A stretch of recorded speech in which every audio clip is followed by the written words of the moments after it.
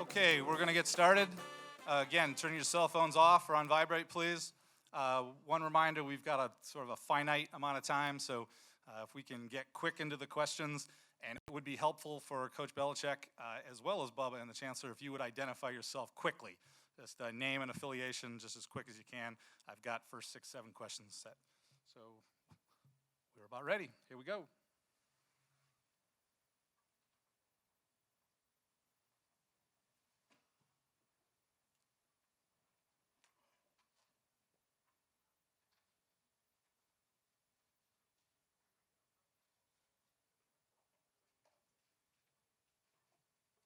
Bubba, you're next to me.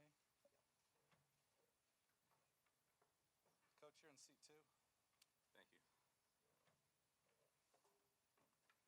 Thank you. Big crowd. Again, thanks everybody for coming on relatively short notice. We'll get started here. Chancellor, all yours.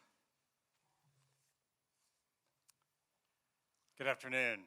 Thank you all for being here, especially on short notice. As Steve said, I can't let the opportunity of so many sports journalists being here without recognizing our national championship winning women's soccer team, which won its 23rd national championship here on Monday.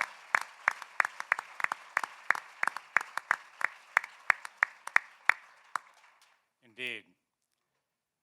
I also want to thank my colleague, Bubba Cunningham. I've said publicly earlier that Bubba is among the most respected and admired athletic directors in the country. And the last couple of weeks have shown once again why that is the case. He's conducted himself with an extraordinary level of professionalism and dedication, and I'm honored to work with him.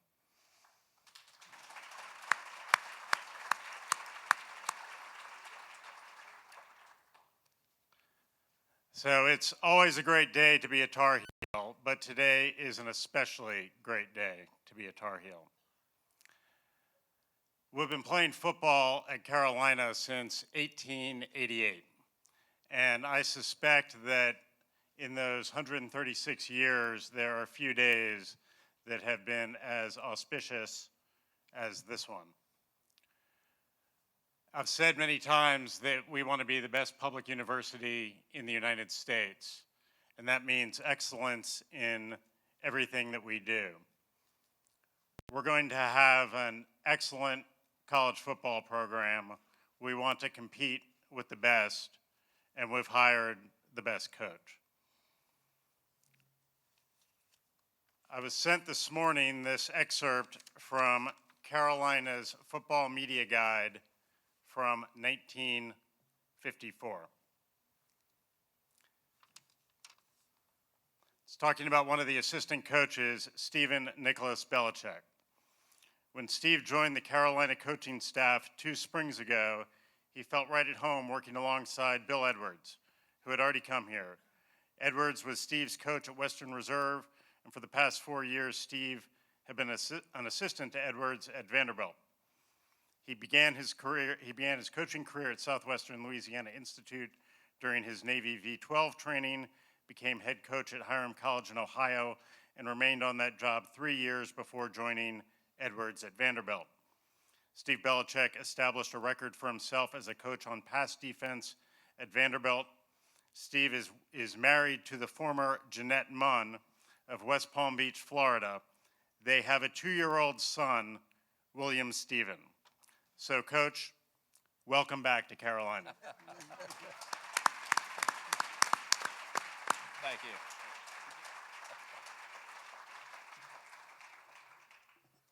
Thank you very much, Chancellor. Really appreciate the kind words. And in the immortal words of Yogi Berra, the future ain't what it used to be. And we are embarking on an entirely new football operation, and we can't wait to have Coach Belichick leading the charge for us. Over the last 4 or 5 years, anytime there's been a search anywhere in the country, they thought the first 2 people you should call are Brad Stevens and Jay Wright, so that's who I called first. I didn't think either one of them were interested, but then we said, all right, how big can our list be and who should be on it? And we are here today to celebrate an incredible day for Carolina athletics and having Coach Belichick join us at the university.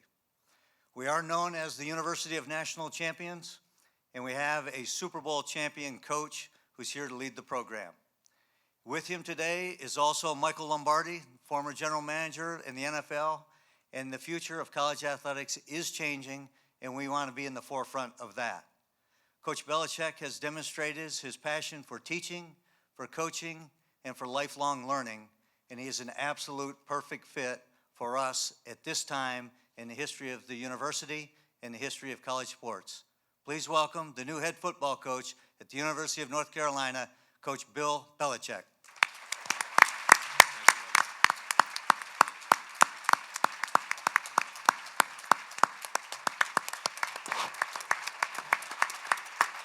Thank you. Thank you. Thank you. Bubba, I believe you have a presentation for Coach. Chancellor also.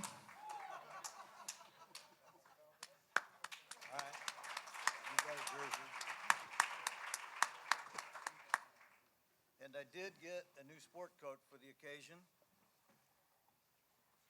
Oops, sorry, Bubba.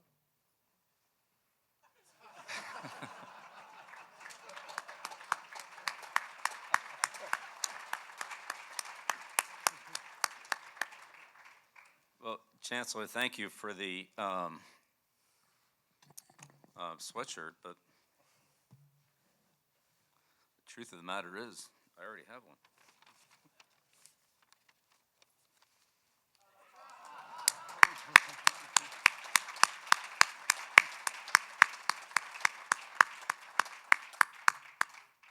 It's good to have two. That was actually my dad's from when he coached here. Yeah, you can tell I like it, right? I've kept it a long time. It's got a little wear on it. Chancellor, Bubba, thank you. I can't express my gratitude to both of you, the Board of Trustees, for this amazing opportunity. I've always wanted to coach in football, coach in college football, and it just never really worked out. Had some good years in the NFL, so that was okay. But this is really kind of a dream come true. I grew up in college football with my dad. As the coach at Navy for 50 years, so as a kid, all I knew was college football, and so it's great to come back home to Carolina and back in an environment that I really grew up in. When you're little, you don't remember everything. Obviously, I was too young to remember a lot of things from Carolina, but as I grew up, you hear the same story over and over and over and over again, and so one story I always heard was Billy's first words were, "Beat Duke."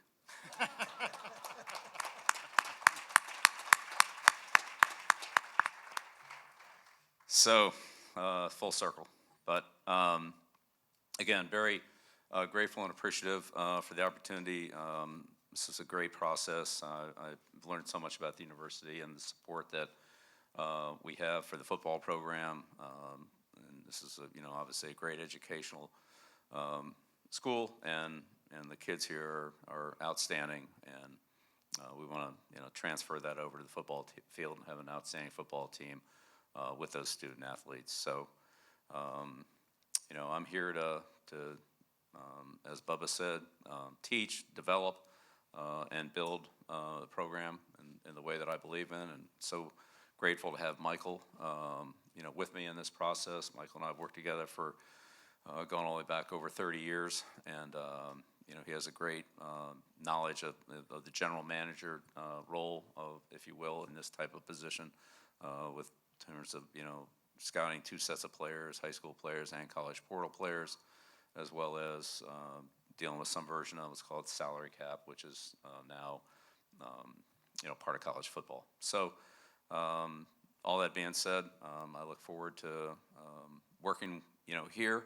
I talked to the players a little earlier, and, it was a great opportunity to start to get to know them and start to build the program And I'm excited to continue that process. And also met with Coach Kitchens, who will be, the first member of the staff that we hire. And, I have a ton of respect for him, as well as for Mac. A lot of respect for Mac and his career, what he's done. Also look forward to, connecting with him down the road. But excited to be here, excited to be in college football, excited for the opportunity to build and develop young student athletes, young men, and prepare them for their life, either in the NFL or professionally. But the lessons they learn will be professional lessons. They'll be pros in all areas, and that's what we want to develop, as well as having a winning program, a successful program. But we want to develop good people and good kids and good football players. So, Steve? Thank you, Coach. Forgive me before we go to questions. One omission, there are a lot of luminaries in the room right now, but only one of you were inducted in the Pro Football Hall of Fame and the College Football Hall of Fame in the last 6 months. Julius Peppers.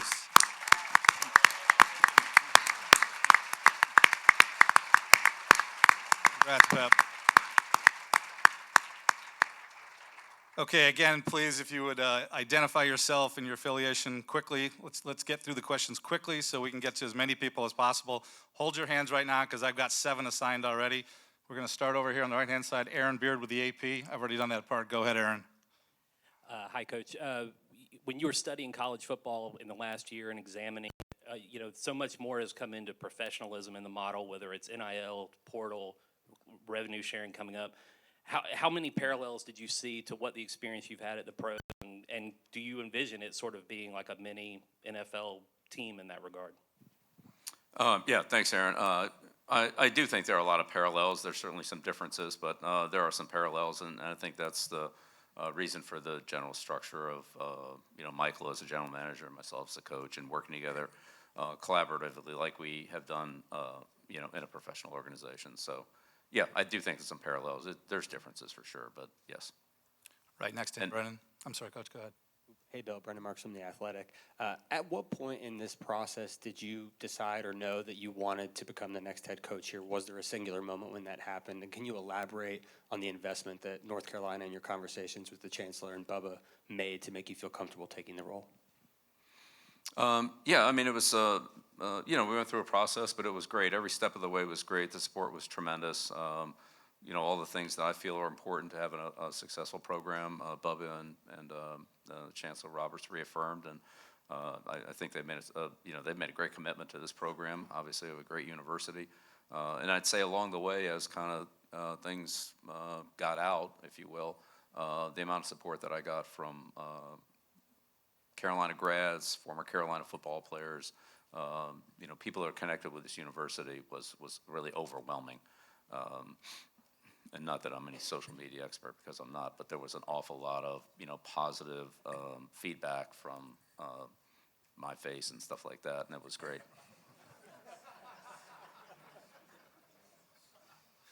Front row left here, Chip. Chip Alexander, News Observer in Raleigh. I'm roughly your age, so I ask you this respectfully. Just at 72, why do you want to keep coaching? What's in it for you? You've proven yourself over and over, and your legacy is set. Why keep coaching? Well, beats working. Good. When you love what you do, and my dad told me this, when you love what you do, it's not work.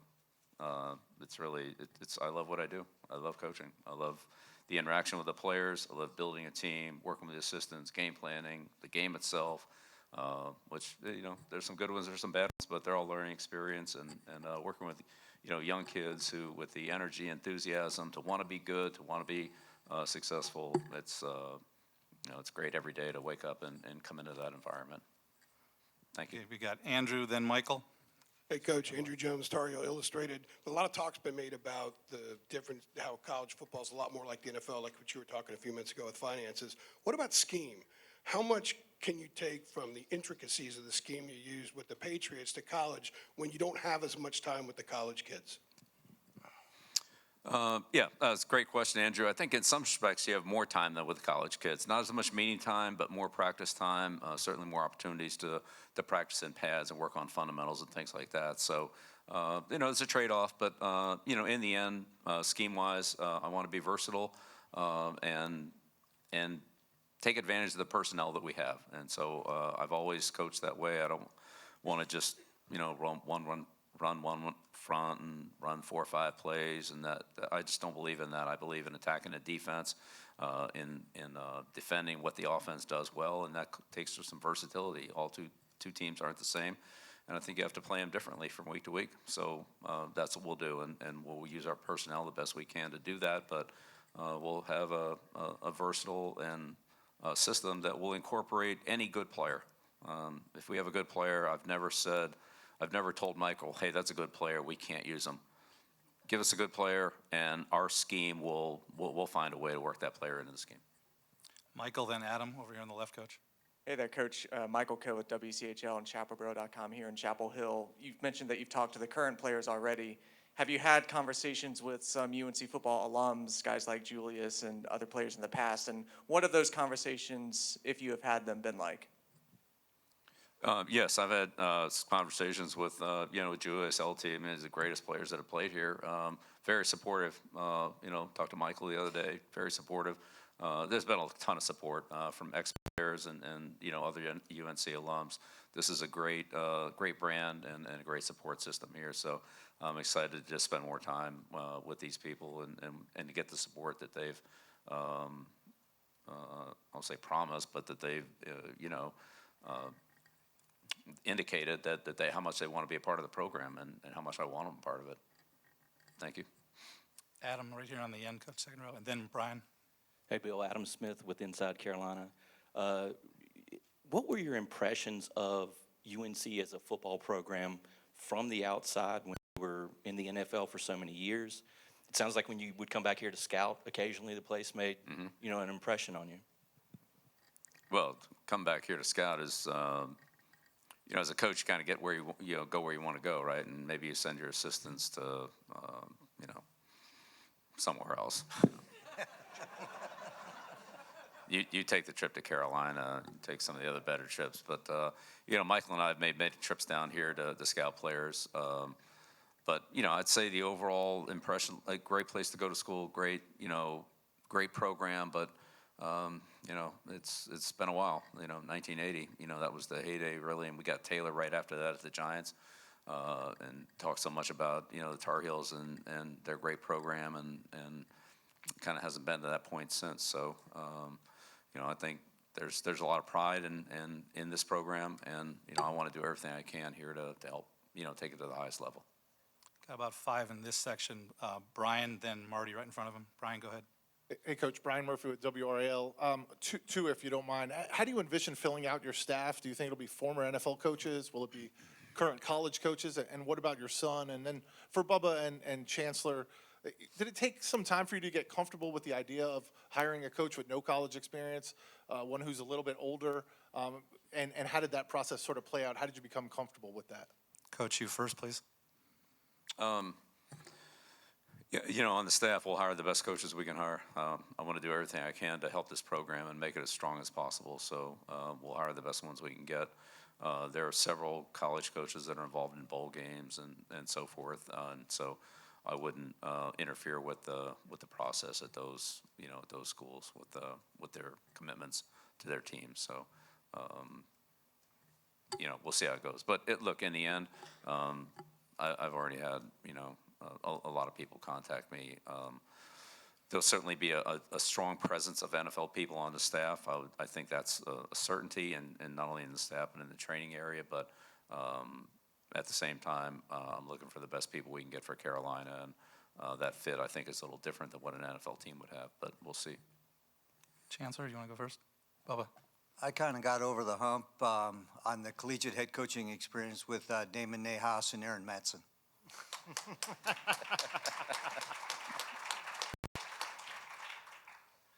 Nothing Marty? to add to that. I didn't know if the Chancellor wanted to weigh in on that.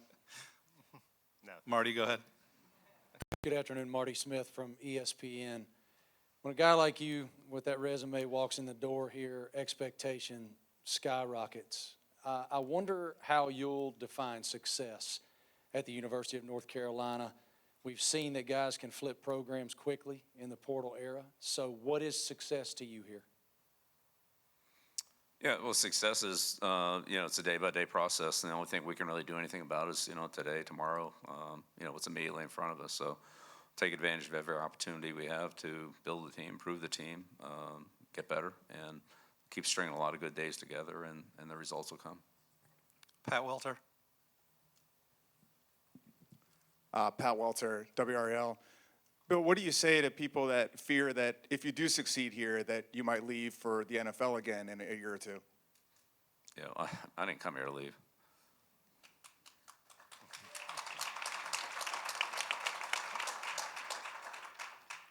Art Chansky.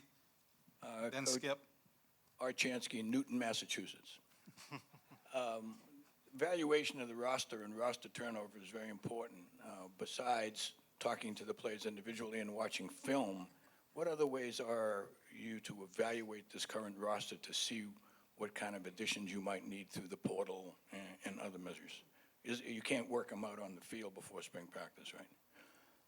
Well, but they're working out there now, getting ready for the bowl game. Right. So they're practicing on a daily basis. And, I'm in very close contact with Coach Kitchens, and, Michael and I are here now, so we'll start the process and take advantage of all the opportunities we get.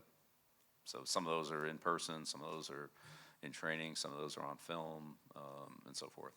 Some players are injured, and those are, wouldn't be able to be evaluated now, but there are other ways to look at them, what they did in the past, and try to project what their future is. Thank you. Like Skip Foreman here, right in a row. Skip, then Jeremiah. We'll skip over to this side. Coach Skip Foreman with the News and Record of Greensboro and the Winston-Salem Journal. On my face and some of the other places, there are people who are still a little leery of your hiring and concerned about where the program is going and where you're going to take it.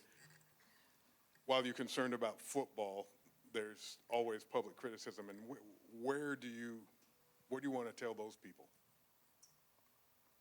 I'm here to do the best I can for the University of North Carolina and the program. That's what I'm going to do. I'll give it the best I have every day. To the right here, Jeremiah. Yeah, Jeremiah Holloway with Inside Carolina. Bill, one thing that you mentioned was you're looking forward to teaching and developing, a lot of the, the younger players here at UNC. Obviously, when you were in the professional realm, players, a little older, got families, things like that. What do you kind of envision and what excites you about the differences of working with, kind of those younger 19, 20-year-olds as compared to, working with some of the, older guys like you did in the NFL?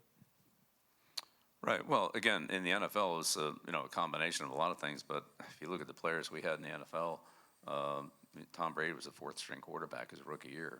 He didn't exactly come in as, with any play time at all. Gronkowski, he didn't do too much his rookie year. Julian Edelman played quarterback in college. Then he was a wide receiver, and then he was a punt returner. So developing players is something that Michael and I believe strongly in, and we'll support that with the staff, and we'll support that with the program. There's a lot of opportunity and room for growth for all players, whether 19, 20, or honestly 22, 23. Now, look, there's a certain point in their NFL career where they kind of level off, and maybe it's a little, maintaining that is really where they're at. But there's so much growth in players, and again, I just think there's a little more time to do it here at the college level, and I'm excited about that opportunity. So, if I've already called on you and asked one, I'm not going to come back to you until I've gotten everybody through, so you can save your arms. Joey, then Mitchell. Coach Joey Powell, Inside Carolina. I think there's some similarities between today's modern era with players and recruiting as to obviously what you've seen in the NFL. What do you see similar about that and the recruiting process versus just all an out-and-out free agency that you had when you were in the league? Well, I think there's a number of differences. I mean, the free agency in college, if you will, is annually. In the NFL, players were, generally speaking, with a team for 4 years until they were eligible for 4 years for free agency. They could be released before that. So, that would be one difference. There's actually more movement in college football. There's more structure in the NFL in terms of agents, salary cap, standardized contracts, things like that with the NIL and the revenue share. It's just structured a little bit differently. And some, I don't say technical things, but some logistical things like that are different.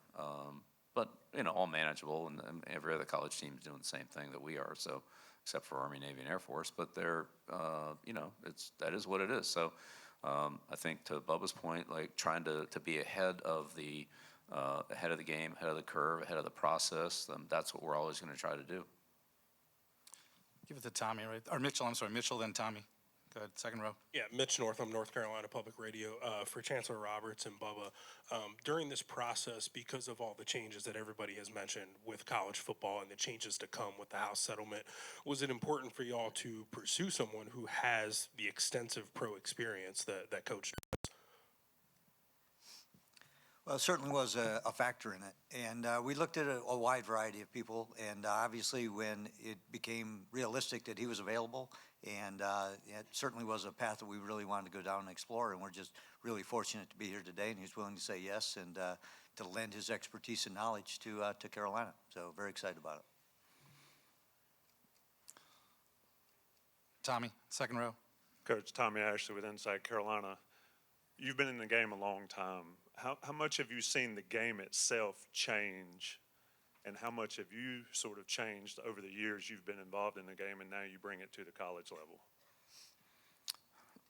Well, yeah, of course the game's changed a lot, and really in every area, wherever you want to look, whether it's the size of the players, the equipment, the technology. But, I mean, in the end, you got, 120 yards, 100-yard field, and it comes down to blocking, tackling, ball security, fundamental execution. I mean, all those things are still important regardless of whether you're in 12 personnel or 11 personnel, whether you're in nickel or base defense. There's still a lot of fundamentals, and that's really the basics. And players like Julius and LT, and guys like that are good fundamental players and great athletes as well. When you put all that together, that's where you get the excellence. And it's not just about athletic talent. It is about athletic talent, but it's also about, fundamentals, execution, and technique. Third row, Rod. Rod Baxley, Fayetteville Observer. Bill, you've talked a lot about your dad's influence on you and watching him at Navy and breaking down film with him. What are some of those lessons you still carry with you, and what do you remember from those experiences that you keep going back to? Well, what I remember from being with my dad was when we would go scout a game, you had one look at every play. That's it. There was no replay board. There was no TVs in the press box. You had one look at it, and he had his pad and he had his, what he worked off of, and didn't matter whether it was a kickoff return that he was diagramming, a blitz that he was diagramming, or a running play or a pass play. He had to get the whole play, and you had one look, and that's it.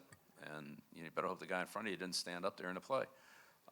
But he taught me how to watch football, how to watch the key things, how he learned, how he trained his eyes to go from one part of the play to another part of the play based on what the initial read was as a scout. And so those things are very valuable. Now there's more technology on the sideline. You honestly don't have to do it as well, but that's how I learned. And that's what a coach does in practice. I mean, you basically get one look at the play. You're out there in practice, and you want to see as much as you can and then make the corrections and identify whatever needs to be adjusted or corrected on the play to the best of your ability. And that's always been very helpful to me, is to be able to, see what multiple people are doing at the same time and try to identify what to correct the player on, or what coaching point to give them to help them do it better. And so that's my job, is to help the players. And all those lessons were very helpful to me. And I'd say in addition to that, the big thing for him was, make sure you get the big things right. I mean, every detail is important, of course, but spend too much time on the details and miss the big picture: blocking, tackling, ball security, penalties, etc. Important things like that. Then the time that's spent on some little detail really doesn't pay off as much when you're not doing the big things right. Make sure you get those right first. Folks, I'm going to swing over to this side. One note: Chancellor has to step out at 2:40 to get to another meeting. We'll continue on a little bit after that, but if you've got something for the Chancellor, kind of let me know that. Right here in the front left, Brett Friedlander, and then TVD in the second row. Brett Friedlander, Saturday Down South. Coach, how hands-on do you plan to be in recruiting, and how much do you plan on delegating to your staff in that respect? And also, do you have a long-term plan as to how long you want to or will feel like doing this? I mean, I feel like doing it a long time, so I'm good to go. Well, look, I think the recruiting process belongs to everyone. It belongs to Michael and his scouting staff and evaluations and setting that up, the recruiting department in terms of, making this an attractive visitor or destination for the athlete. But it's also part of the coaching job, and certainly the head coach has a big role in that as well to ensure the athletes, the student athletes, that you're giving them what they want. And there's not always a fit there. Sometimes that doesn't quite match up, but this university has so much to offer, and our football program has a lot to offer that I think that we'll be able to attract, a good quality player. Michael, Ross, then Caroline. Michael Perchick, WTVD. Coach, what have you learned during your year away from the sidelines or even being around the Washington program in terms of different schemes or running a college football program in terms of some of the intricacies when it comes to recruiting or NIL or the day in, day out operations? Yeah, well, first of all, learned it's a lot of fun being in the media. That's not bad. Spent a lot of time as you said, around the Washington program. Coach Fish was, I was out there in the spring training camp during the regular season, and I saw a lot of what they did, and I think Coach Fish runs a pro program, if you will, modeled after a pro program, and I think it's very similar to what my thoughts will be on that, and what Michael and I have talked about. So, and Michael worked with him out there as well too. So, I think that's definitely let's call it a template, but every situation's different. And, wouldn't be that exactly, but yeah. But being away from it has given me an opportunity to look. I never really watched college football much during the college season. I watched it very much in the spring, looking at draft prospects and so forth. So this year I had a much better chance to follow the college game, go to college games, see the college experience on campus, which I did that several times. It was awesome. Go to several high school games, which other than watch my kids play, it wasn't something that I had much of an opportunity to do. So I think I have a better overall perspective of just the game of football, and certainly the fan interest in football. I think sometimes when you're just locked into coaching your team, you're not as aware of what the external excitement and energy and feelings are, and now that became much more evident to me. And I think it's great. It's most popular sport by far, and I can see why. Everybody's into it. The world just, a lot of it, not all of it, a lot of it just revolves around football. Folks, I've got 6 more written down, so don't raise your hand at this point. We'll see how we get through. Ross, then Caroline, Andrea, and Chris in the back. Go ahead, Ross. Ross Martin, CBS Sports, 24/7 Sports, and the Big Hitters Only podcast. Did you talk to Coach Nick Saban? And if so, what questions did you have for him? What advice did you seek from him? And what kind of stuff did he tell you to get prepared for the college game? Yeah, Coach Saban and I have a long friendship and relationship. I have all the respect in the world. Love Coach Saban. In all honesty, I would just keep our conversations private. I don't think, really those are to be shared publicly. I appreciate the question, but there's nobody I respect more than Coach Saban. And he's been a great friend for, 40 years. Right in front of you on the aisle, Coach Caroline. Caroline Wills from the Daily Tar Heel. First for Bill. You mentioned wanting UNC football to become a pro-like program. What are the first 2 steps of that? What are the points of emphasis for that? And then for Bubba, what was your first reaction when you heard that Bill was a candidate? Coach?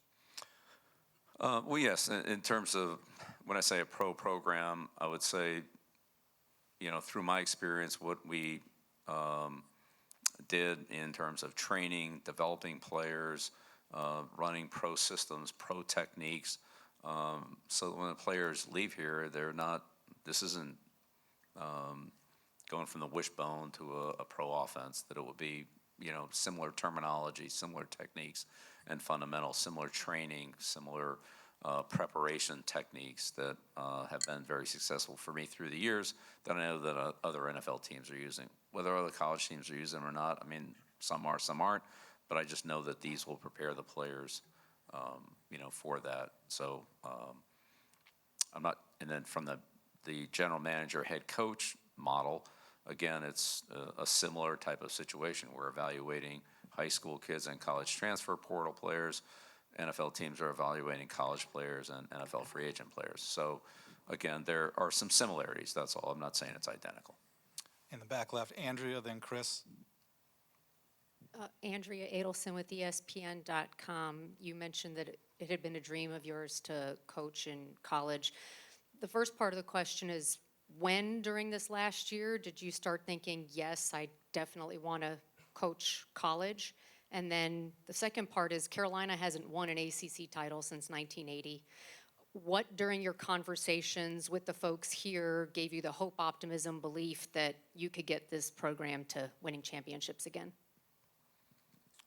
Well, the support from the Chancellor, Bubba, Board of Trustees, the alumni, I mean, all the people I've talked to, there's tremendous support here. I believe we're going to run a good program and have a good team. So we'll see where all that goes.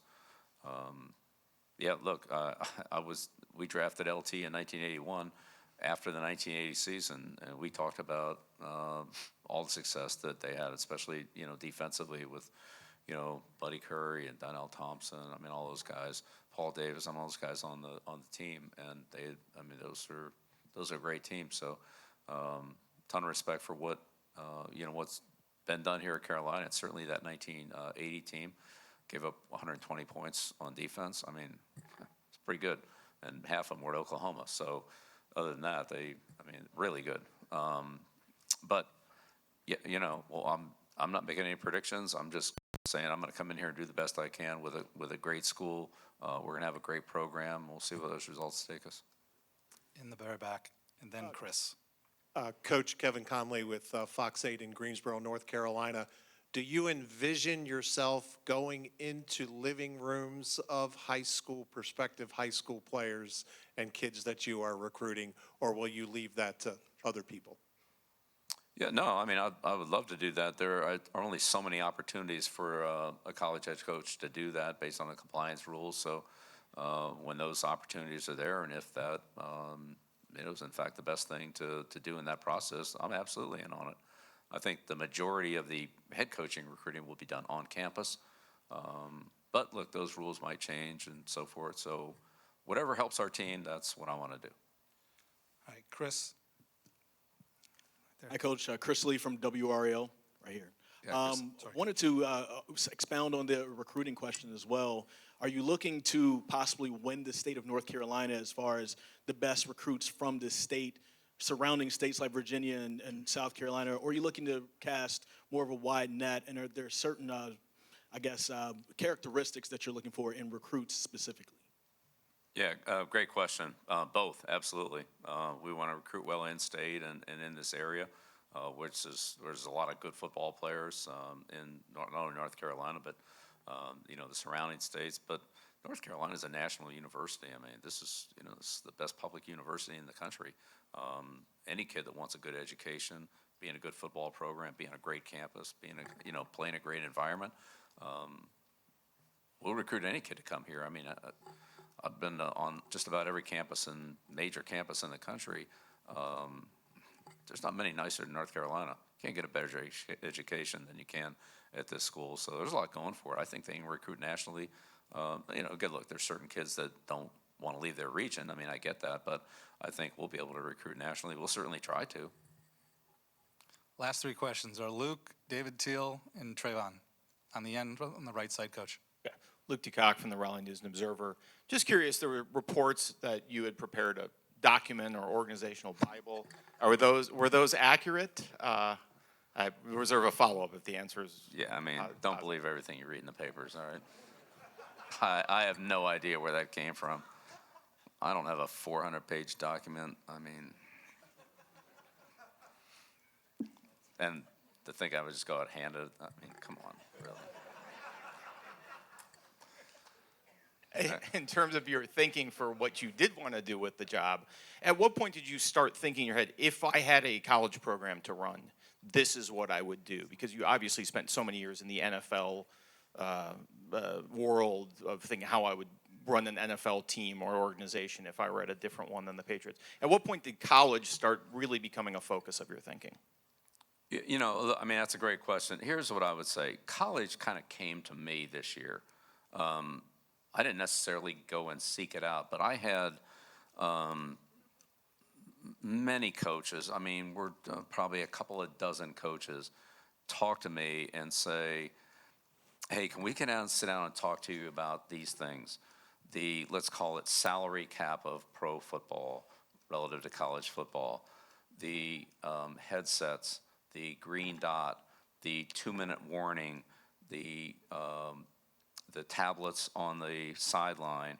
Those were all rules changes this year in college football that were either the same or similar to what we had in the NFL.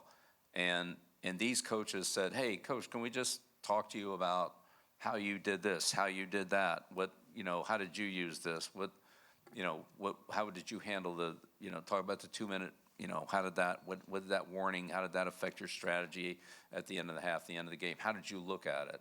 How did you break it down? And so as those conversations started, and then the personnel conversations started relative to salary cap and how you spend whatever the allotment of money you have is, whether that's by player, by position, by freshmen, recruits, transfer. How did you look at that? And so I had multiple conversations with several coaches in this conference, within the Big Ten and Southeast Conference, and others. So, and sometimes there were coaches who were on the staff that were responsible for, let's call it situational football, for kind of organizing that, or in some cases, a person in the organization that was maybe in football, but now being moved over to the, let's call it semi-general manager type role, that wasn't familiar with that aspect of what was now invading college football, right, with the, the revenue share and the NIL. So I'd say that started to make me a lot more aware of it, because the first thing I had to do was learn about it and say, okay, well, what are you dealing with here? And then they would kind of explain, all right, well, here's our situation. Then you hear another coach at another school explain it sort of the same way, but it was different at his school for whatever reason it was, and so forth, on and on and on. So in the end, long answer to a short question here, sorry. You know how I like to ramble on in press conferences, right? But yeah, you just, as you learn different things about different programs and you start to put it all together, then there's some common threads, and then there's some variables. Last two questions are David Teal and then Trevon on the right-hand side, Coach. David Teal with the Virginian Pilot and Daily Press in Norfolk. Bubba, in this era of revenue sharing, player compensation, and the House settlement, is it possible to be all in on football and men's basketball, institutionally, financially? Yeah, great question, David. And I think so, and I think it's why we're trying to do what we're doing. I think if you go all in on those two sports provide all of the finances for the rest of the department. The more successful we are in football, and the more successful we are in basketball, the more opportunities we're going to be able to provide for everyone else here. So I'm delighted with it, and I think our future is incredibly bright given his leadership and that of Hubert Davis. Our women's basketball program is starting revenue share this year with the NCAA tournament, and Courtney's done a fantastic job. So I think the continued investment is an investment in the future of Carolina athletics. I goofed. I forgot Nia. I'd said yes to her a while ago. Nia, go ahead. Hi, Coach. I wanted to ask what challenges you anticipate having in the future from transitioning from the NFL to college sports, particularly in coaching players, relating with them, influencing them, whether they're in the portal or just recruits who think about coming to Carolina. Well, I mean, we'll see. I've had an opportunity to coach young players at various points in my career, whether it was, kids on other players on my kids' teams, or again, I had an opportunity to work some in at the University of Washington, be around that team for multiple weeks out there. So, but again, it's a process, and I would say, as a teacher, you try to find ways to help the students, help the players, and if you can do that, then they have a tendency to listen and want more if they're motivated, which most of them are. And if you can't, then then they look somewhere else. So. I know I can help individual players. I know I can help our team be successful. I'm going to do all I can to give my best effort to do that on a daily basis. You can count on that. Last question, second row on the end, Trevon. Trayvon Miles, ABC 11. Coach, your ties to this university are well documented. You brought your dad's hoodie. There's a picture of you in Kenan Stadium as a youngster floating around here. You mentioned that college came to you. How important was it that it was this university and your ties to it, whether it be in the past or your father's ties, as opposed to a traditional powerhouse football program? It was most important. It was most important.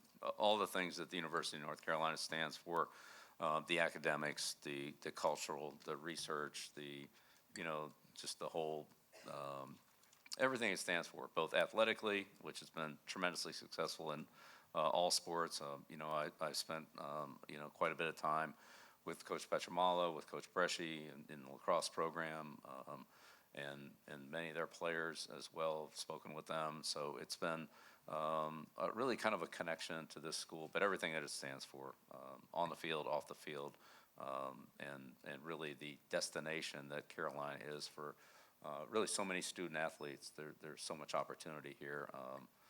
I'm honored to have an opportunity and thrilled to be a part of it. Appreciate it. Coach Belichick, thank you very much. That concludes our press conference. Thanks, everybody. Great questions. Appreciate everybody understanding. Get as many as we can. Bubba, thank you. Have a good day, everybody. Happy holidays.